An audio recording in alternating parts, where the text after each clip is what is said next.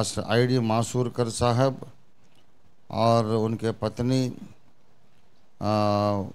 Servant of God Lalita Masurkar ji, pastor ji और उनके पत्नी जी, वो दोनों इधर आ चुके हैं। पास्टर साहब अपने टेस्टिमनी गवाही सुनाएंगे, हम सुनेंगे। उनका बहुत बड़ा स्वागत है मंच पर, प्लीज़ आइए। और हमारे सुरेश भाई, आप तर्जुमा करेंगे, अनुवाद करेंगे प्लीज़। आप हिंदी में बोलेंगे ना? हाँ right. Pastor Suresh will translate. और एक माइक देना।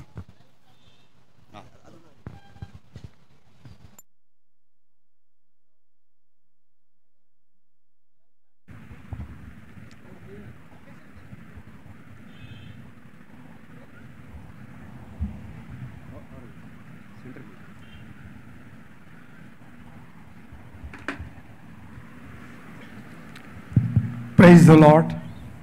वंदनालु। Praise the Lord. वंदनालु। मैं परमेश्वर का सर्वप्रथम हृदय से धन्यवाद करता हूँ और उसको कोटि कोटि मैं धन्यवाद करता हूँ कि उस परमेश्वर ने ये अवसर दिया कि मैं आपके मध्य में आकर उसकी जो गवाही मेरे जीवन में किया है मैं उसे आप सबको बता सकूं। इसलिए सर्वप्रथम परमेश्वर को कोटि कोटि धन्यवाद। మరి మొట్టమొదటిగా నేను దేవునికి కృతజ్ఞతలు తెలుసుకుంటున్నాను। దేవుడు నన్ను మరి ఈ విధంగా తన సేవలో పిలుచుకొని మరి ఇక్కడ ఇంతవరకు నన్ను కాచి కాపాడి ఈరోజు ఇక్కడికి మరి తన సాక్ష్యం కొరకు నిలబెట్టుకున్నాడు। అందుని బట్టి నేను దేవునికి కోటి కోటి వందనాలు తెలియజేసుకుంటున్నాను। और मैं परमेश्वर का धन्यवाद करता हूँ कि साथ ही परमेश्वर ने एक महान और सर्वश्रेष्ठ दास के साथ में जो है मुझे ये मौका मिला। डॉक्टर रंजीत साहब जो हम उनको एक डैडी के रूप में स्वीकार करने के लिए हम यहाँ पर आए हैं और उन्होंने ये मौका दिया, उसके लिए मैं परमेश्वर का धन्यवाद करता हूँ। దేవునికి స్తోత్రం। మరి దేవుని కృప వలన దేవుడు ఎంతో నా పట్ల చూపిన కృపణ వలన మరి దేవుడు మంచి దైవజనులను మరి తండ్రిగా మరి తండ్రి స్థానంలో మరి నేను భావిస్తూ మరి అయ్యగారితో నేను కలిసి పనిచేయాలని నేను భావించి ఇక్కడ దాకా వచ్చాను। అందుని బట్టి దేవునికి స్తోత్రము। Praise the Lord. मैं थोड़े समय में आपकी गवाही बताऊंगा, मेरी गवाही को। मेरा नाम ईश्वर दयाल मासूरकर है। నా పేరు మరి ఈశ్వర్ దయాల్ మాసూర్కర్ और मेरा जन्म स्थान मध्य प्रदेश के बालाघाट जिले में हुआ। నేను జన్మించిన ప్రదేశము మధ్యప్రదేశ్ బాలాఘాట్ అనే ప్రాంతంలో నేను జన్మించాను। और एक मिडिल क्लास परिवार में मेरा जन्म हुआ। మరి మధ్య తరగతి కుటుంబంలో నేను జన్మించాను। और मेरा जब जन्म हुआ, जन्म होने के बाद में 3 दिन तक मेरे अंदर में सिर्फ श्वास थी, उसके अलावा परिवार को कोई अपेक्षा नहीं थी। మరి నేను జన్మించిన తర్వాత మరి నేను ఎంతో మరి క్రిటికల్ పొజిషన్లో ఉన్నాను। నేను శ్వాస తీసుకోలేని పరిస్థితిలో ఉన్నాను ఆ చిన్న బాబుగా ఉన్నప్పుడు। और मेरी 7 बहनें थी और 2 बहनों को मैंने अपने हाथों से उसका अंतिम संस्कार किया। మరి నాకు మరి 7 అక్కలు ఉన్నారు।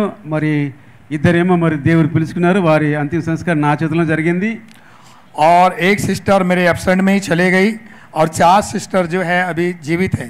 మరి మరొక సిస్టర్ కూడా మరి దేవుడి సన్నిధికి వెళ్ళిపోయింది। ఇప్పటికి 4 మాత్రం ఇప్పుడు మరి నాతో ఉన్నారు, బ్రతుకున్నారు। और मेरे मम्मी पापा अभी भी जीवित है। మరి మా అమ్మ నాన్నలు కూడా ఇప్పటి వరకు బ్రతుకున్నారు। और इसलिए अलग अलग प्रकार के मेरे को 3 दिन तक नाम दिए गए कि ये इनके अंदर में सांस आ जाए। कई प्रकार का उपचार किया, अंत में मैं बच गया। మరి రకరకాలుగా మరి వారు ఎన్నో రకాలుగా మొక్కుబడులు చేసి నేను బ్రతికించబడ్డాను। అందుకు బట్టి నా పేర్లు రకరకాలుగా నా పేర్లు పెట్టబడినవి। और बचपन से मैं बहुत ही संसार के रीति से धार्मिक प्रवृत्ति का व्यक्ति था। మరి నా జీవిత చరిత్ర మీకు తెలియజేయాలనుకుంటున్నాను। మరి నేనైతే లోకరీతిగా మరి బ్రతికేవాడిని, రకరకాలుగా నేను ఇష్టానుసారంగా బ్రతికేవాడిని। 4th क्लास से ही मैं हर सोमवार को और शुक्रवार को लंबा चौड़ा उपवास रहता था। మరి 4వ తరగతిలోనే నేను ప్రతి శుక్రవారము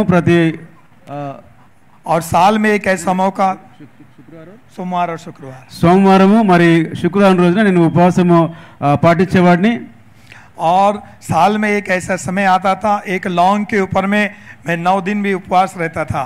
మరి సంవత్సరానికి ఒకసారి నేను మరి నా భక్తి జీవితంలో నేను 9 రోజులు కూడా నేను ఉపవాసం ఉండేవాడిని. और 565 सीढ़ी रात को चलते थे 3 बजे से लेके दिन के 3 बजे नंबर लगता था सिर्फ 1 मिनट के लिए दर्शन के लिए. మరి దర్శనం కొరకి నేను రాత్రంతా పడిగాపలా కాచి 1 నిమిషము దర్శనం కొరకి అంత ప్రయాసపడేవాడిని. और उस समय मैं अपने माता पिता का अकेला बेटा था. మరి ఆ రోజులో నేను మా అమ్మ నాన్నకి ఒక్కనే కుమారుణ్ణి. और परमेश्वर की दया से मैं पढ़ाई में अच्छा था. మరి నేను చదువులో మరి బాగున్నాను, బాగా చదివేవాడిని. और इसलिए मेरे माता पिता का सपना था कि मेरे बेटे को जो है पुलिस बनाएंगे. మరి మా అమ్మ నాన్న నా విషయంలో మరి వారు కలగనేది ఏంటంటే నా కుమారుడు పోలీస్ డిపార్ట్మెంట్లో పనిచేయాలని వాళ్ళు ఆశించారు. परंतु परमेश्वर की मर्जी कहीं और थी. కానీ దేవుని చిత్తము మరి ఏదో అయింది కనుక ये सब करने के बाद भी हमारे परिवार में एक के बाद एक समस्या और बीमारी से और कई प्रकार की समस्याएं थी.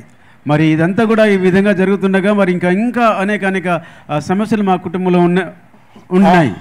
और एक समय ऐसा था कि हमारे परिवार में मैं अपने पिताजी के साथ शराब भी निकालता था.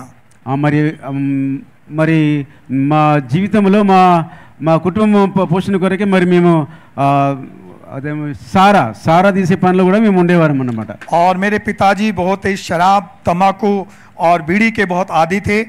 మరి మా నాన్నగారు మరి తాగుడు అలవాటు ఉండేవాడు, తంబాకు మరి బీడీ సిగరెట్ బాగా సేవించేవారు. लाइफ में पहली बार मेरे पिताजी ने मुझे एक बार मारा जब मार्केट से मैंने सब सामान लेकर आया लेकिन उनके लिए बीड़ी लेके नहीं आया, बीड़ी भूल गया था, इसलिए मेरे पिताजी ने पहली बार मुझे मारा था. మరి ఒక రోజు మా నాన్నగారు నన్ను మార్కెట్ పంపించారు, కొన్ని సరుకులు తీసుకురావడానికి సామాన్ తీసుకురామని పంపించారు. అందులో మరి నేను మా నాన్నకి తీసుకురావాల్సిన బీడీ కట్ట మర్చిపోతే మా నాన్నగారు చాలా కొట్టారు నన్ను. और उसके बाद से मेरी तबीयत फिर से वापस जब मैं 8वीं क्लास में था तब वो खराब हुई दीपावली के समय में. మరి ఆ విధంగా మరి మళ్ళీ నా ఆరోగ్యం పాడైపోయింది ఎప్పుడైతే నేను 8వ తరగతిలో ఉన్నప్పుడు. उस समय भी मौत के मुंह से परमेश्वर ने बचाया.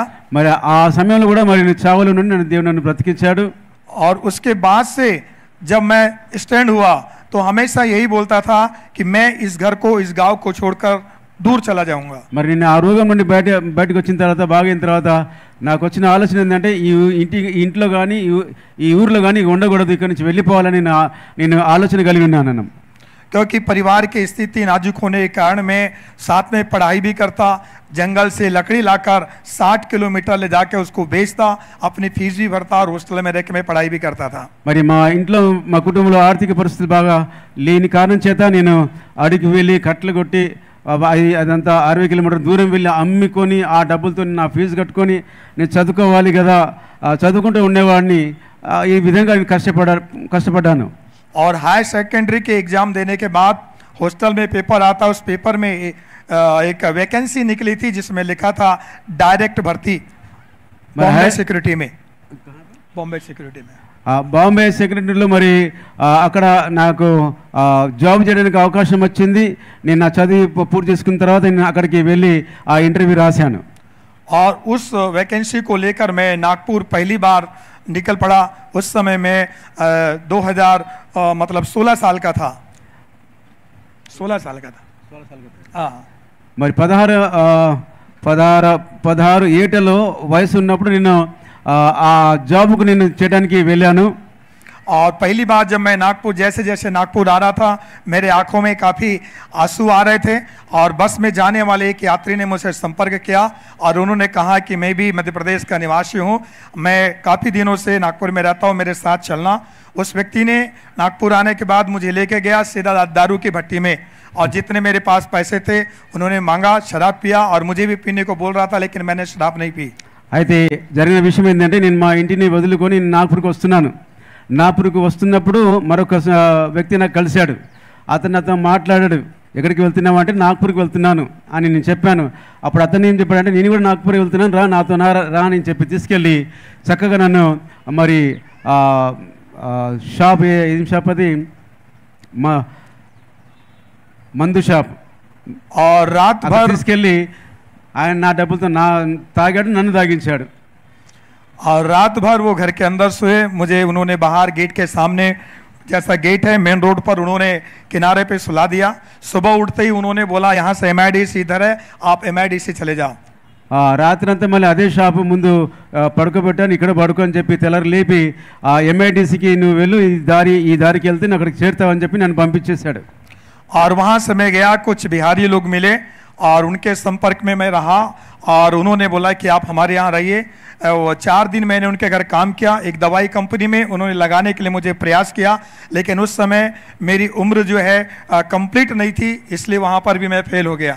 మరి అక్కడికి వెళ్ళిన తర్వాత మరి నేను నా వయసు సరిపోతే కనుక ఆ ఇంటర్వ్యూలో నేను ఫెయిల్ అయిపోయాను। అక్కడ మరి చాలామంది బీహారీ వాళ్ళని కలిశారు, వాళ్ళతో ఉండడం జరిగింది।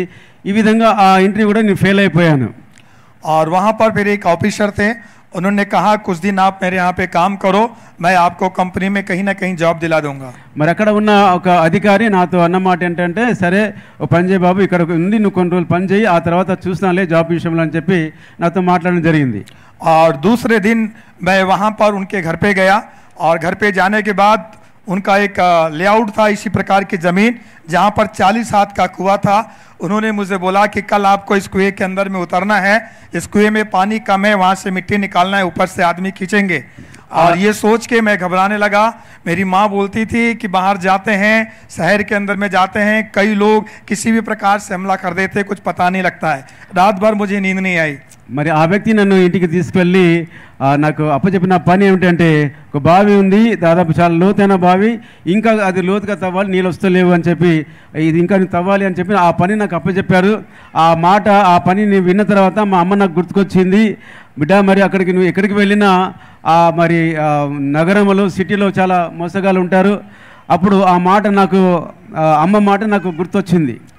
और उस समय इतना संपर्क और जानकारी नहीं थी, उस समय इतना डिजिटल इंडिया नहीं था 30 साल पहले कि मैं बाकी के जानकारी जुटा सकूं। दिन निकलने के पहले ही मैं वहां से अपना बैग पकड़ा और निकल चुका।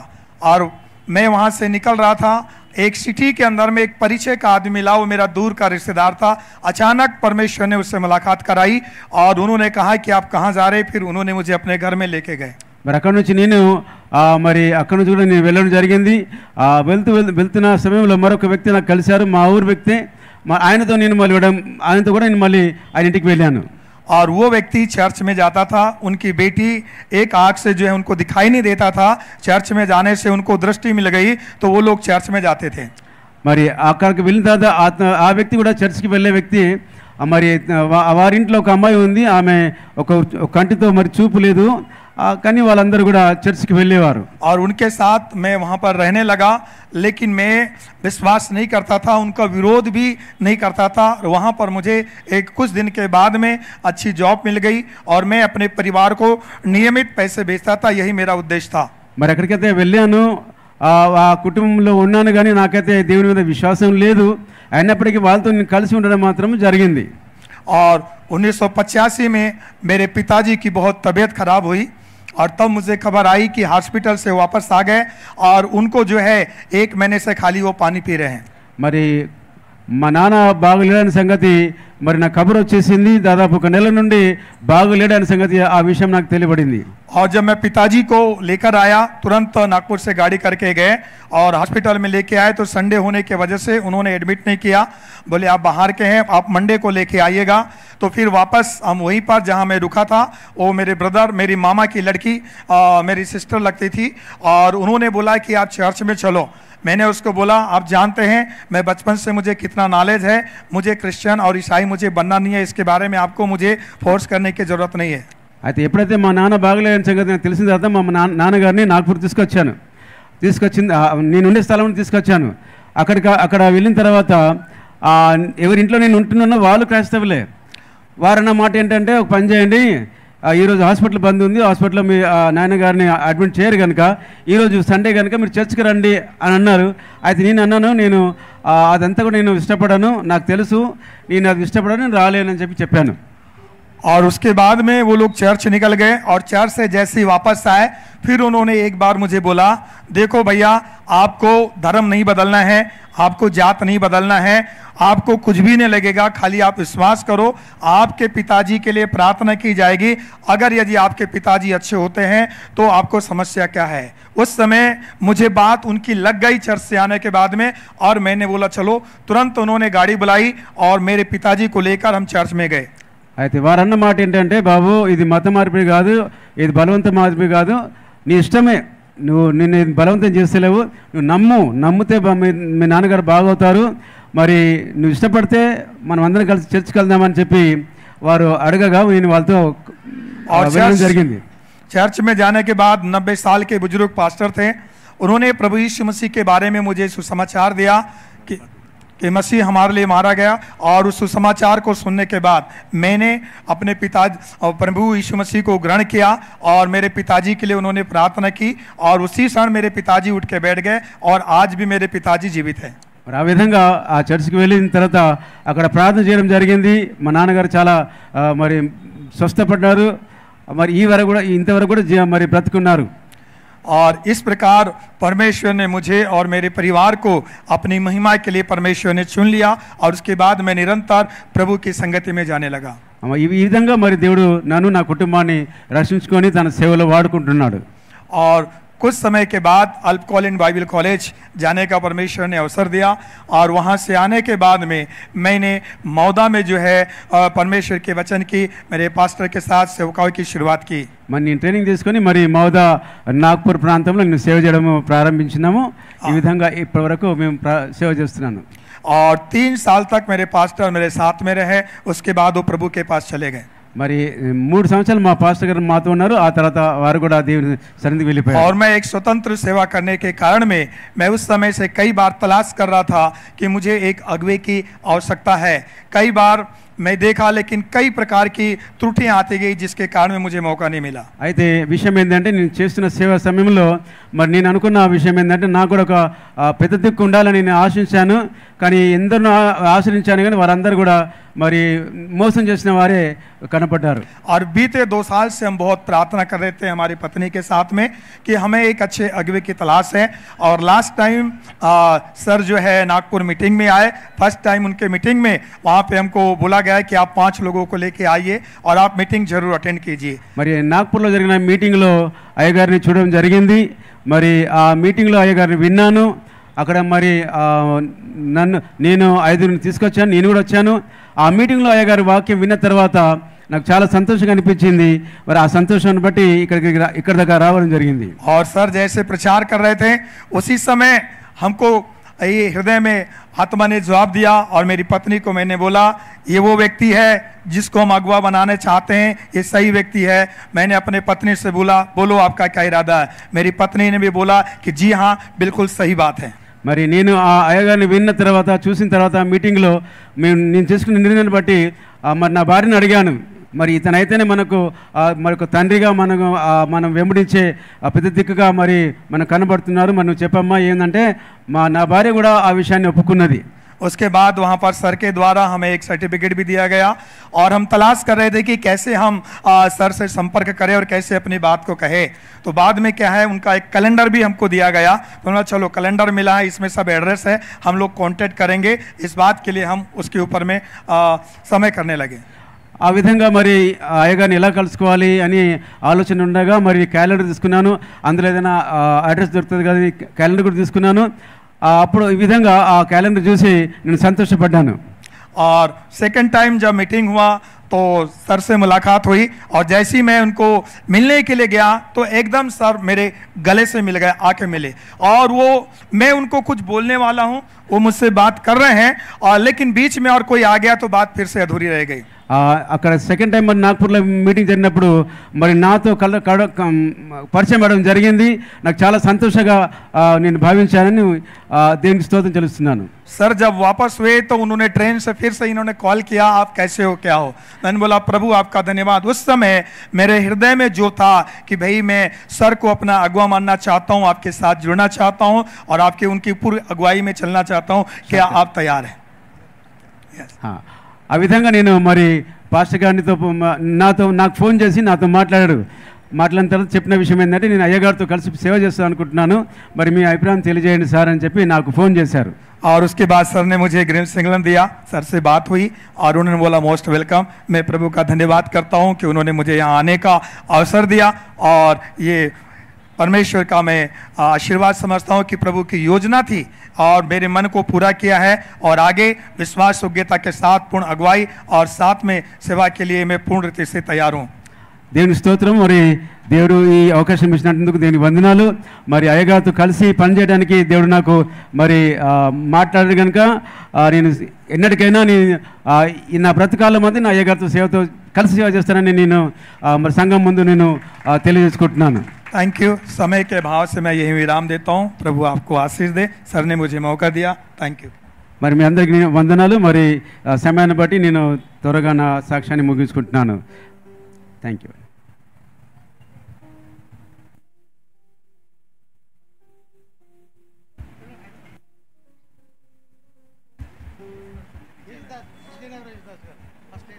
ఈ సమయంలో మరి మంచి మనము సాక్ష్యం విన్నాం. మనతో కలిసి సేవ చేయడానికి వచ్చిన పాస్టర్ గారికి నాగపూర్ ఆ పరిసర ప్రాంతాల్లో దేవుడు బలంగా వారిని వాడుకోలే మనం ప్రార్థన చేద్దాము. మరి యేసుదాస్ గారు విజయనగరం నుంచి మన మధ్యకి వచ్చారు. వారు కూడా మరి 5 నిమిషాల కంటే ఎక్కువ తీసుకోకండి, సాక్షి సమయం ఇస్తున్నారు. థ్యాంక్ యూ అయ్యగారు. మరి ప్రభువైన యేసుక్రీస్తు నామములో సంఘం అంతటికి కూడా వందనాలు. ప్రాముఖ్యంగా అయ్యగారు అపోస్తులు మరి ఓఫీరయ్య గారు కూడా వందనాలు తెలియజేస్తున్నాను. నాకు అవకాశం ఇచ్చినటువంటి అయ్యగారులకు కూడా వందనాలు తెలియజేస్తున్నాను. ప్రియ దేవుని సంగమా, నేను విజయనగరంలో సిటీలో లోకల్లోనే సేవ చేస్తున్నానండి. 1999లో నేను రక్షించబడ్డాను. అయితే రక్షణ పొందాను కానీ సత్యమైతే పూర్తిగా నాకు తెలియదు. మా బ్రదర్ ఒక ఆయన ఉండేవారు, శ్యామ్ బ్రదర్ అని. ఆయన చాలా విషయాలు బైబిల్లో చెప్పేవారు. నాకు ఆల్రెడీ నేను చదువుకున్నాను ఇంటర్మీడియట్ వరకు. నా సబ్జెక్ట్ హిస్టరీ. అప్పట్లో ఈ 8, 9, 10 ఇంటర్ వరకు కూడా హిస్టరీ సబ్జెక్ట్ చదివినవన్నీ కూడా బాగా నాకు గ్రిప్లో ఉంది. తర్వాత ఈ క్రూసైడ్స్, సిలువ యుద్ధాలని, లేదా అలెగ్జాండర్ ది గ్రేట్ సామ్రాజ్య నిర్మాత ఈ విధంగా జరిగినవి ఇవన్నీ కూడా, తర్వాత హిస్టరీలో క్రీస్తుకు పూర్వం, క్రీస్తు శకం, ఇవన్నీ కూడా నాకు డౌట్స్ ఉండేవి. తర్వాత అట్లాస్ ఒక బుక్ ఉండేది, అందులో ప్రపంచ పటంలోని చాలా దేశాలు ఉండడం, తర్వాత అందులో స్పేస్ కనిపించడం, అందులో మన అంతరిక్షంలో మన యొక్క సౌర కుటుంబం చాలా చిన్న పాయింట్లో ఉండి ఇవన్నీ కూడా మా అమ్మకు నాన్నకు అడిగి వాళ్ళు నాతో ఉన్నవారిని అడిగితే ఎవరు సమాధానం చెప్పేవారు కారు. అసలు ఏంటిదంటే ఇంకో బ్రదర్ నాకు పరిచయం అయిన తర్వాత, ఇదిగో తమ్ముడు అసలు బైబిల్లో అన్నిటికీ సమాధానాలు ఉన్నాయి అని యోబు గ్రంథంలోను, కీర్తనల గ్రంథంలోను, కృత్తిక నక్షత్రం ఇవన్నీ చూపిస్తే భూమి శూన్యంలో వేలాడదీయబడ్డం, భూమి గుండ్రముగా ఉండడం, ఇవన్నీ కూడా తెలియజేస్తున్నప్పుడు నేను ఆశ్చర్యపోయాను. అయితే బైబిల్ దేవుడే నిజమైన దేవుడా, యేసే నిజమైన దేవుడా అని నమ్మిన తరువాత 1998లో రక్షణ పొంది ఆయన ద్వారా మరలా ఆ సంఘంలోంచి విడిపోయాను. విడిపోయిన తర్వాత ఆయనే తీసుకొచ్చారు, నాకు తెలీదు. అప్పట్లో నేను మనం ప్రైవేట్ చెప్పుకుందాంరా, ఏదో మనం బ్రతకాలి కదా, చక్కగా ప్రైవేట్ చెప్పేసుకొని పిల్లలకి మనం ఏదో కొంత డబ్బులు సంపాదించి సువార్త చేద్దామంటే ఆ సంఘం నుంచి నన్ను ఆయన పిలిచేశారు. నాకు తెలీదు, కొత్త కదా.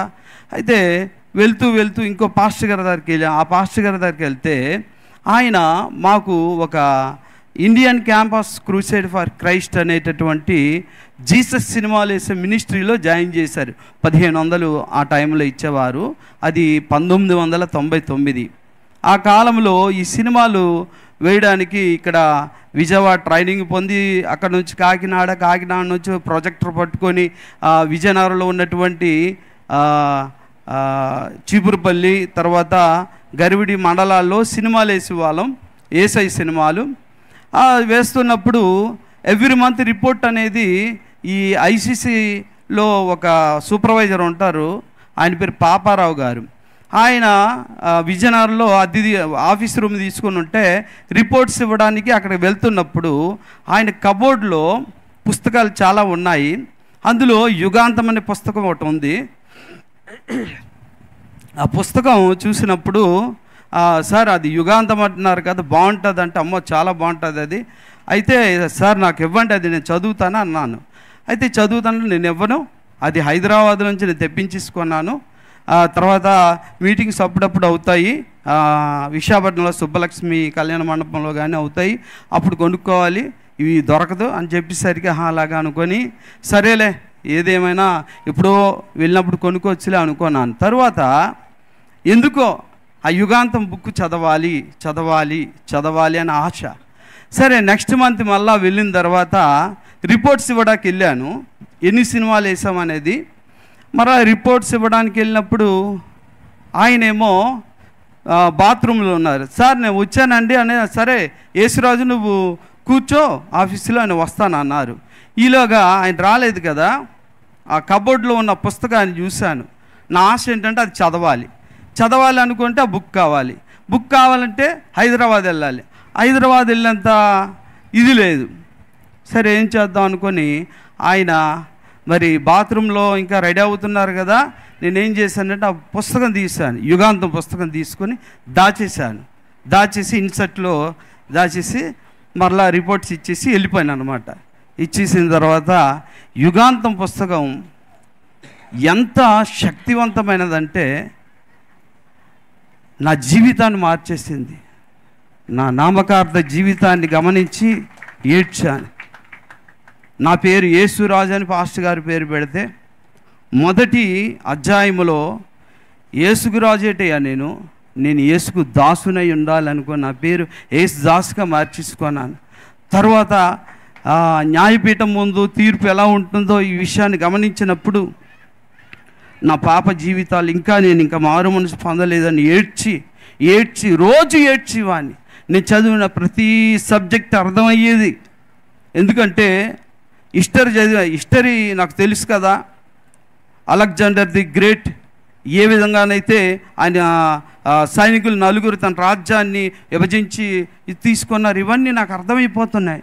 ప్రభా ఇన్ని సత్యాలు ఏ పాస్టర్ గారు చెప్పలేదు, మరి ఈ విషయాలు నాకు అర్థమైపోతుంది. నేనేం చేయాలి? నువ్వు ఇది చెప్పాలి, విజయనగర పట్టణానికి ఈ తరంలో నువ్వు చెప్పాలి. నేను పాస్టర్ గారిని కాదు కదా, నేను సాధారణంగా ఒక విశ్వాసి కదా.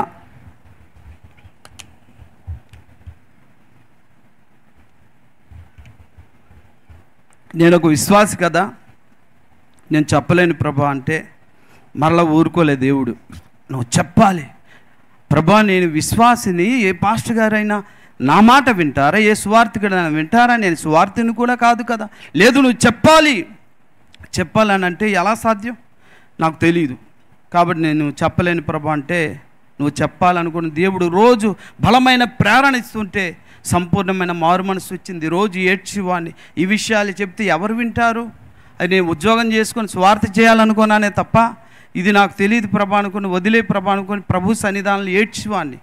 నువ్వు చెప్పాలని చెప్పినప్పుడు సరే చెప్పాలనుకుంటే నేను నీ దగ్గర ఒకటి అడుగుతాను, అది నాకు చెప్పన్నా. ఏంటంటే గిద్యోను సూచనలు అడుగుతారు కదా, అలాగే 2 సూచనలు అడిగేసరికి ఆ 2 సూచనలు నా బ్రతుకులో జరిగించిన తర్వాత ప్రభా సరే నేను చెప్పాలనుకుంటే ఈ చాలా పెద్ద మాస్ ఏరియా లంకాపట్నం అంటే విజయనగరంలో, అక్కడ నేను సేవ చేయాలి. ఫస్ట్ సేవ చేయాలనుకుంటే చర్చి కట్టాలంటే కొందరు రక్షించబడాలి, అలా చేయించు, లేదంటే నేను ఎంప్లాయ్మెంట్ ద్వారా ఏదో ఉద్యోగం చేసుకుంటానని 1999లో కన్నీరు గార్చి ప్రార్థన చేసినప్పుడు ఆయన 2001 జూన్ 22వ తారీఖున దేవుని యొక్క చర్చిని కమ్మల అంటే తాటాకు రేకులతోనే చక్కగా కట్టించిన తర్వాత చాలామంది పాస్టర్ గారులు వచ్చారు, మరి నన్ను అభిషేకించారు అక్కడనే. అయితే అభిషేకించిన తర్వాత మరి విశ్వాసులు ఎలాగా స్వార్థ చేస్తుంటే ఒకరిద్దరు వచ్చారు. తర్వాత నెక్స్ట్ వీక్ ఏమో 3 వచ్చారు. తర్వాత 6 వచ్చారు. ఇలా ఒక 50-60 మంది కూడేవారు. నేను చెబుతున్న మాటలన్నీ కూడా యుగాంతంలో మొదటి పేజీ మొదలుకొని చివరి పేజీ వరకు చెబుతున్న మాటలన్నీ కూడా విని ప్రజలు చాలా ఆశ్చర్యపోయేవారు. తర్వాత ఈ యుగాంత పుస్తకం అయిపోయిన తరువాత నేనేం చేయాలి, నెక్స్ట్ ఏమో మహిమా ప్రపంచం అనేది ఇలా ఉంటుందని అయ్యగారు రాశారు. అది మరి ఆ పుస్తకం నాకు కావాలి అనుకుంటే ఉత్తరం రాశాను ఇదే అడ్రస్కి. రాసినప్పుడు రిప్లై రాకపోయేసరికి ప్రభా ఇంత ఉన్నతమైన గ్రంథాన్ని ఇచ్చారు, పరిచర్య ఇచ్చారు, మహిమా ప్రపంచ గ్రంథం నా చేతికి ఎలా వస్తుంది అనుకొని అడిగితే రిప్లై రాకపోయేసరికి బాధపడుతున్నాను, హృదయంలో వేదనగా ఉంది.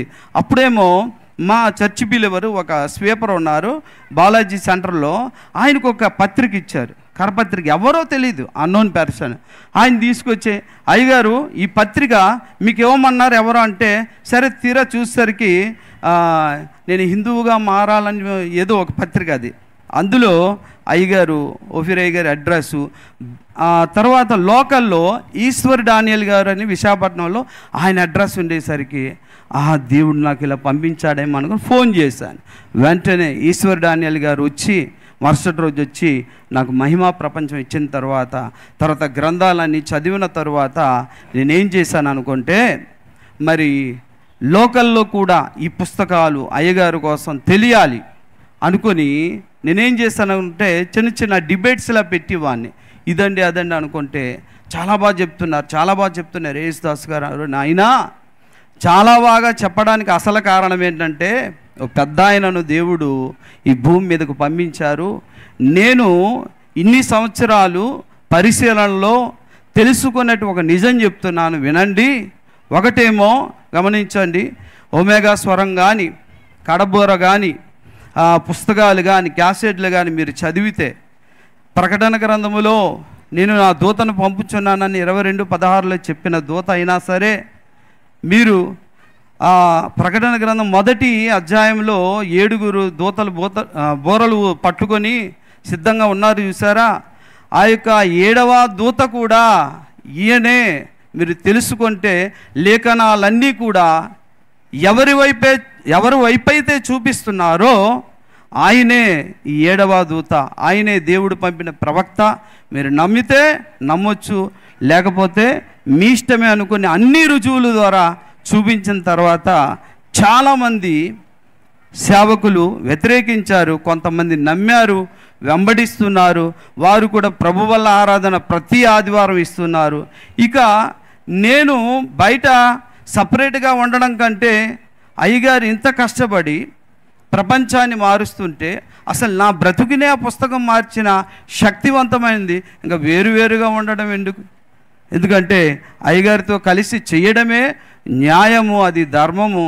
కాబట్టి ఒకసారి అయ్యగారు పలానా అయ్యగారు మీటింగ్స్ 2 days పెడదాం అనుకున్నాను విజయనగరంలో. అయ్యగారు అన్నారు, ఒకసారి బాబు సెంట్రల్ చర్చికి రండి అనుకుంటే, తప్పకుండా వస్తాను అయ్యగారు, ఎందుకంటే మీరు దేవుని యొక్క ప్రత్యక్షతను కలిగి అనేకమైన గ్రంథాలు రాసి ప్రపంచానికి ఇచ్చినప్పుడు నాకు అందిన దాన్ని బట్టి నేను బాగుపడ్డాను. మీ ద్వారా నేను చెప్పిన ప్రసంగాల ద్వారా అనేకులు ఉజ్జీవింపబడ్డారు. నేను మాత్రమే కాదు, అనేకులు పాస్టర్ గారులు కూడా నేను చెప్పిన సందేశాలు తిరిగి వాళ్ళు చెప్తే, అయ్యగారు ఇదే సందేశాన్ని మా సంఘాల్లో చెప్తే ఏంటయ్య గారు ఎప్పుడు లేనటువంటి గొప్ప లోతైన భావాలు, ఆనందంగా ఎంతో సంతోషం అనిపిస్తుంది ఆ సందేశాలు అని చెప్పేసరికి నేను ఆశ్చర్యపోయాను. ఎందుకంటే సత్యం ఎప్పుడు సర్వసత్యమే, ఆ సత్యాన్ని ఎవరు మరుగు చేయలేరు. అట్టి సత్యాన్ని మనకు అంచకాల ప్రవక్త 7వ దూత ద్వారా అందించింది. మనం వినియోగించుకుంటే మనము మన సంఘాలన్నీ కూడా సంపూర్ణ సిద్ధి పొందుతాం. ఇదే తరుణం అని చెప్పినప్పుడు చాలామంది అంగీకరించారు. మీటింగ్ పెడదామంటే ఓకే సరే పెడదాం, మీరు ముందు వెళ్ళిరండి అని నన్ను వారు కూడా ప్రోత్సహించి పంపించారు. ఈ విధంగా దేవుడు అయ్యగారి చేతికి ఇచ్చినటువంటి ఆ గ్రంథాలన్నీ కూడా చదివి నేను, మా వారు, మా కుటుంబము, మా సంఘము, నాతో ఉన్న స్నేహితులు బాగుపడ్డాము. ఇది నిజం, ఇది నిత్యత్వంలో న్యాయపీఠం ముందు కూడా నేను చెప్పిన సాక్ష్యము నిజమని తేలుతుంది. దేవునికి స్తోత్రం కలుగును గాక. నాకు ఇచ్చిన అవకాశం బట్టి అయ్యగారికి వందనాలు తెలియజేస్తున్నారు.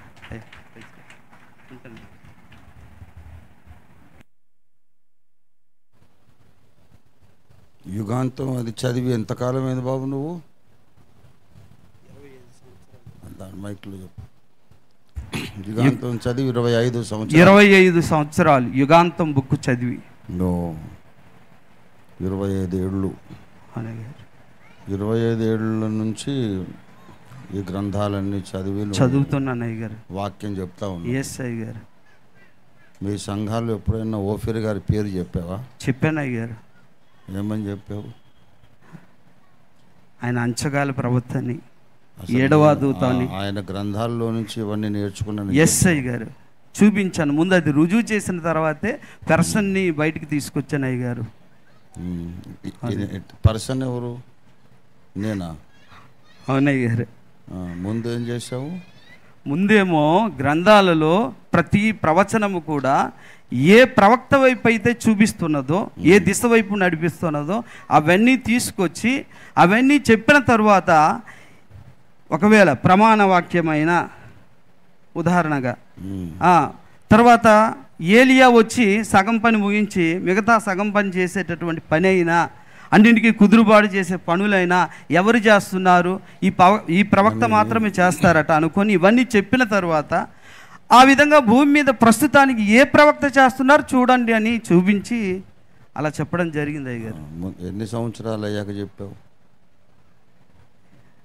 అంటే 25 సంవత్సరాలు అయ్యాక చెప్పావు. అవునయ్య గారు. కిరణ్ పాల్ స్టైల్ ఇది అయ్య గారు. అసలు మొదటి నుండి నువ్వు వాక్యం చెప్పిన తర్వాత సంగతులు చెప్పినాక ప్రవక్తను పరిచయం చేయాల్సిన అవసరం లేదు. అవునయ్య గారు. ఒక దైవజనుడి దగ్గర నేను సత్యం నేర్చుకున్నాను ముందే చెప్పుంటే బాగుండేది కదా. అలా చేయనందుకు నీకు అసలు పశ్చాత్తాపమే కనపడడం లేదు. 25 సంవత్సరాలు నా గ్రంథం వాడుకున్నావు, సంగతులన్నీ చెప్పి మంచి బోధకుడని పేరు తెచ్చుకున్నావు. 25 years రంజిత్ ఓఫీర్ గారి ద్వారా దేవుడు నాకు ఈ సత్యాలు నేర్పించాడనే సంగతి చెప్పలేకపోయావు కదా. అవునా కదా? ఇప్పుడు ఈ సాక్ష్యంలో అది చెప్పి పశ్చాత్తాపడతావేమో అని చూశాను నేను. అయ్యారు ముందుగా నన్ను కూడా వారు అంగీకరించాలి. ఎవరు వాళ్ళు అంగీకరించకపోతే పోయి ఏట్లో పడతారు. సత్యం మాట్లాడలేదు కదా. అవునయ్య గారు. వాస్తవాలు చెప్పాలయ్యా. వాళ్ళు అంగీకరిస్తారు, లేకపోతే బావిలో పడతారు. మనకెందుకు అది? అంటే నాకు అవకాశం ఇస్తే చెప్పడానికి అవకాశం ఉంటుంది. ఎవరు వాళ్ళు అవకాశం ఇచ్చేది? నా చుట్టూ ఉన్నటువంటి దేవుడు సేవకు పిలిచాడు కదా. దొరికిన ప్రతి వేదిక మీద సత్యం మాట్లాడాలంటే ప్రజలను బట్టి మాట్లాడతామా మనం? వాస్తవాలు మాట్లాడతామా? ఏమి నేర్చుకున్నావు?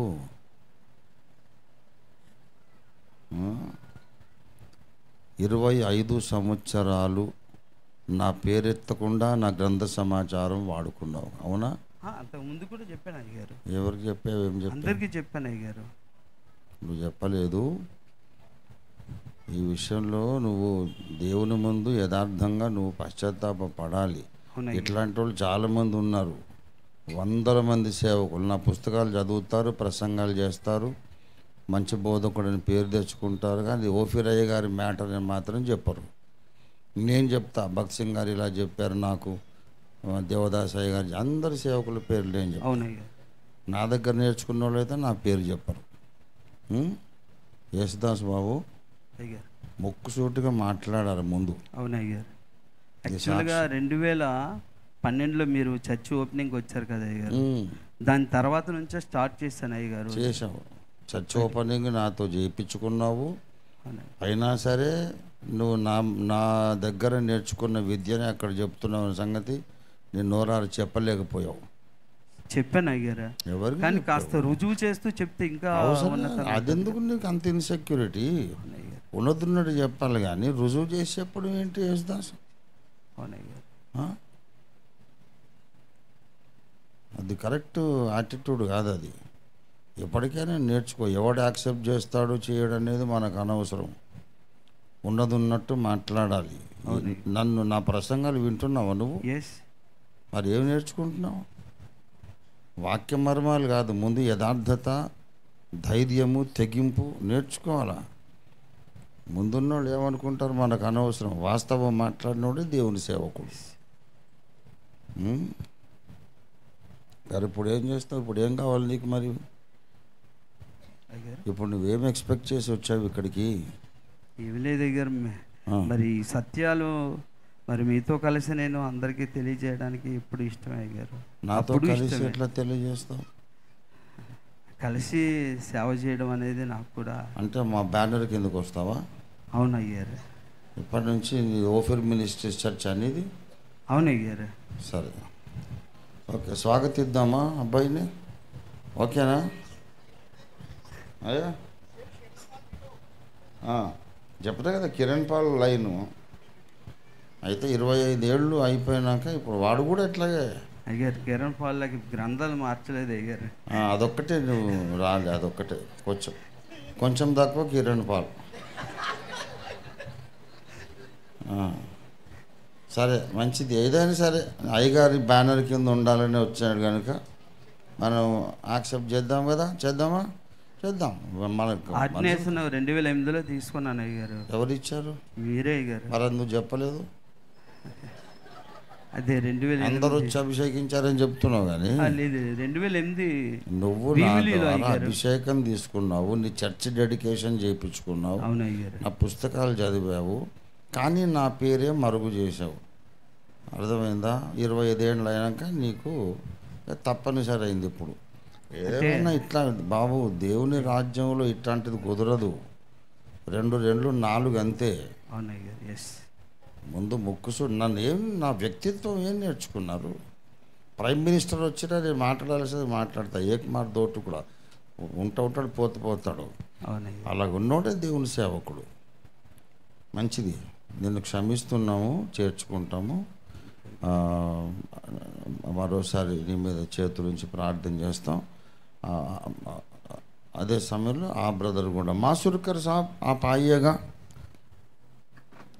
आपके लिए भी प्रार्थना करेंगे. ఇది ఇక్కడ పెట్టేసే బేటా, పెట్టు అక్కడ మోకరించు. हमारे पास्टर मासुरकर साहब महाराष्ट्र में प्रभु के सेवकाई करते हैं. आपको कुछ तकलीफ ना हो तो घुटने में आ सकते हैं आप.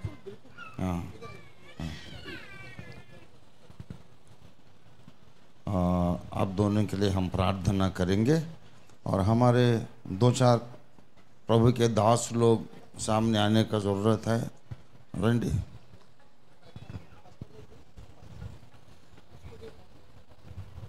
मासुरकर साहब,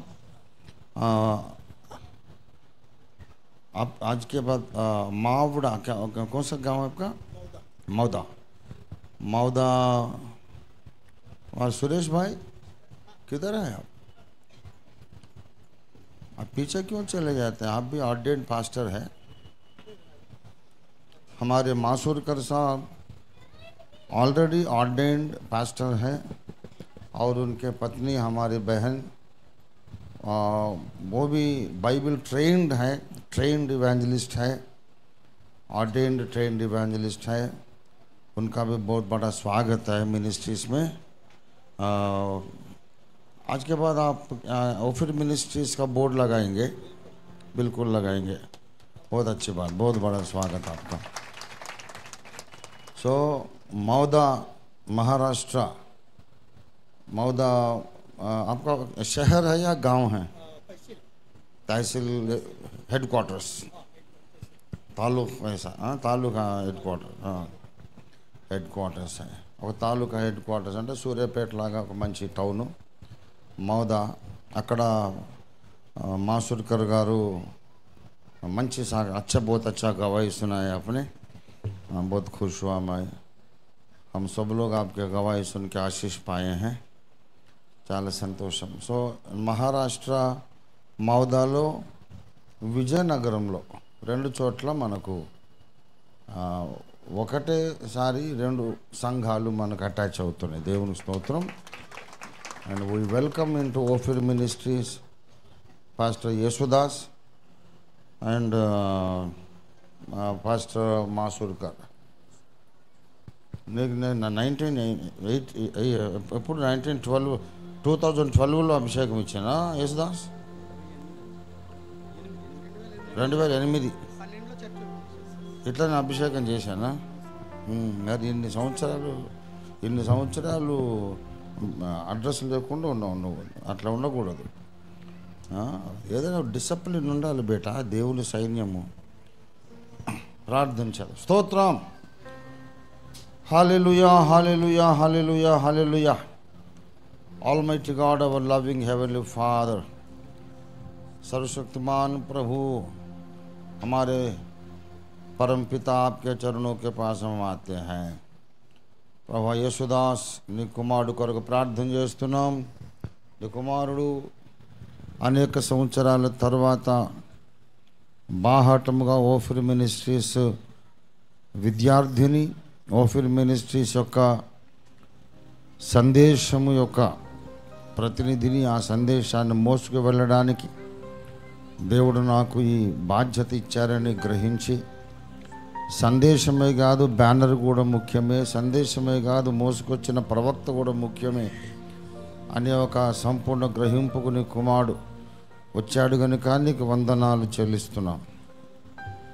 నీ కుమారుడిని చూసి అనేక మంది క్రమశిక్షణ నేర్చుకున్నటకు సహాయం చేయండి. బర్నబా హెచ్చరిక పుత్రుడు, ఆదరణ పుత్రుడు.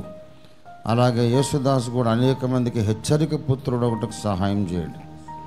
ఇది మొదలుకొని నీ సేవ నమ్మకముగా చేసి, యథార్థముగా చేసి, ముక్కుసూటిగా ఏమాత్రము మొహమాటము లేకుండా మాటలాడుటకు సహాయం చేయండి. యేసయ్యా, నువ్వు మొహమాటము లేనివాడు అన్నారు పరిసయ్యులు. మా తండ్రి, పక్షపాతము లేనివాడు తండ్రి. ఆ రీతిగా నీ కుమారుడు ధైర్యంగా సత్యం కోసం నిలబడుటకు సహాయం చేయండి. ప్రభువా, తండ్రి, కుమార, పరిశుద్ధాత్మ త్రియేక దేవుని ఏకనామమైన యేసునామంలో నీ కుమారుడు యేసుదాస్ శిరస్సున తైల ప్రోక్షణ చేసి పునరభిషేకం చేస్తున్నాం. నీ కుమారుడు నమ్మకమైన సత్య సంబంధమైన సేవ చేసి, అగ్ని పరీక్షను నిలిచే మేలిమి బంగారు సేవ చేసి, ఇది మొదలుకొని ఒక అగ్ని జ్వాల వలె మండుటకు సహాయం చేయండి. బాప్తిస్మిచ్చి యోహాను వలె, ఏలియా వలె, స్టెఫను వలె నీ కుమారుడు ధైర్యముగా నీ సత్యవాక్యమును ప్రవచించుటకు, మాటలాడుటకు సహాయం చేయండి. కృపావరాలు ప్రజ్వరిల్ల చేయండి. తన సరిహద్దులు, సంఘ సరిహద్దులు విశాలపరచండి. గతంలో కంటే నూరంతలు అధికంగా సేవను విస్తరింపజేసి నీ సత్యవాక్యమును, నీవిచ్చిన అభిషేకమును మీరు మహిమపరచమని వేడుకుంటున్నాం. సహాయం చేయండి. అదేవిధంగా ప్రభువా, మా ప్రియ సహోదరుడు आपके दास मासुरकर भाई के लिए हम प्रार्थना करते हैं. प्रभु जी, उनके सर के ऊपर तेल डालकर हाथ रख के हम laying on off hands A ceremony अब और इसी वक्त प्रभु यीशु मसीह के नाम से हमारे स्वर्गीय पिता और पिता, पुत्र और पवित्र आत्मा के नाम से इनको ओफिर मिनिस्ट्रीज का सेवक के हैसियत में हम अभिषेक देते हैं, इनको ऑर्डेन करते हैं. प्रभु जी, इनको आपके सर्वशक्तिमान हाथों में सौंप देते हैं. आपके सारे आशीर्वाद इनको देना. आपके फरिश्तों को हमेशा हर वक्त, हर जगह, जहाँ भी इन्हों जाते हैं, हर समय पे, हर जगह पे इनको सही सलामत से संभल कर रखना. प्रभु जी, उनके मुंह में आपके वचन रख देना. प्रभु जी, हर वक्त किधर भी मुंह खोलेंगे, आप उनके आसपास में रहने वाले सब लोगों से आप ही बातचीत करना. प्रभु जी, और आकर्षित करना. और जिन्हों उद्धार नहीं पाए हैं उनको उद्धार देना. जिन्हों सिख है, जिसमें चंगाई नहीं है, उनको चंगाई देना, चंगा करना. और जिनके मन में शांति ना हो, इनके द्वारा, इनके वचन के द्वारा, इनके शिक्षा के द्वारा उनको शांति भी देना. प्रभु जी, हर तरह के सेवकाई करने के लिए इनको अधिकार हम देते हैं और सामर्थ्य आपसे मांगते हैं. प्रभु जी, जैसा पौलुस के समान, जैसा एक अच्छा सेवक, बहुत powerful minister of the gospel बना के इनको इस्तेमाल करना, सारा हिंदुस्तान का उजाला बनाना. प्रभु जी, सारा हिंदुस्तान का, सारा हिंदी स्पीकिंग बेल्ट का एक उजाला बनाना, नमक बनाना प्रभु जी। आपके दास के आत्मिक स्थिति को और ऊंचे पहाड़ पे लेके जाना प्रभु जी। और हमारे बहन सिस्टर के लिए भी हम प्रेयर करते हैं प्रभु जी। हमारे पास्टर जी के जो सहायता करने के लिए उनको एक दान बना के, एक गिफ्ट बना के बहन को आपने दे दिया पास्टर के लाइफ में। इनको और भी एक नया मसा देना, नया अभिषेक देना, नया पवित्र आत्मा के गिफ्ट्स भी देना प्रभु जी। और एक आग बना के इनको पवित्र आत्मा के पवित्र आग से जलाना प्रभु जी। प्रभु जी, इनके द्वारा भी सुसमाचार सुन के हजारों हजारों लोग उद्धार पाएँ प्रभु जी। सारा महाराष्ट्र एकदम इनके द्वारा, आपके बेटी के द्वारा प्रभु जी उजाला से भर जाए, सुसमाचार से भर जाए, सच्चाई, सत्य और न्याय से भर जाए प्रभु जी। आपके इस बेटी के सहयोग के द्वारा प्रभु जी मासूरकर साहब के सेवकाई भी 1000 गुना बढ़ जाए प्रभु जी, 1,00,000 गुना बढ़ जाए प्रभु जी। सारा देश उजाला से भर जाए प्रभु जी। ये सारे विनती आपके नाम से, पिता पुत्र और परमेश्वर के एक नाम जो होता है प्रभु यीशु नाजरी के नाम से हम मांगते हैं। आमीन, आमीन, आमीन। God bless you, brother. Welcome into the ministry. Welcome, Bahan ji. God bless you, Yesudas. God bless you.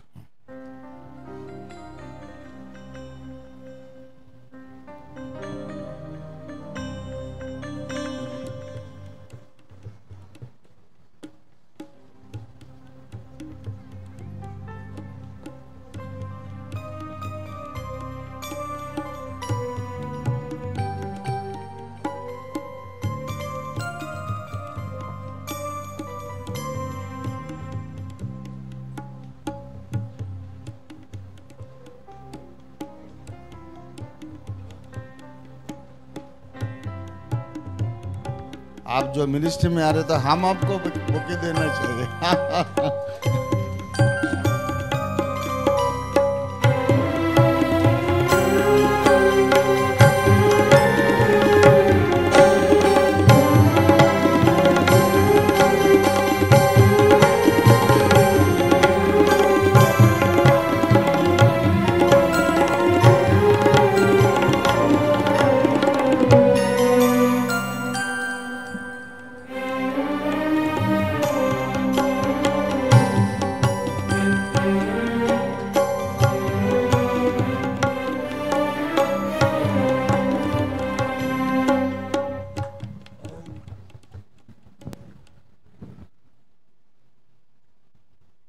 వారిని దేవుడి సేవలో బలంగా వాడుకో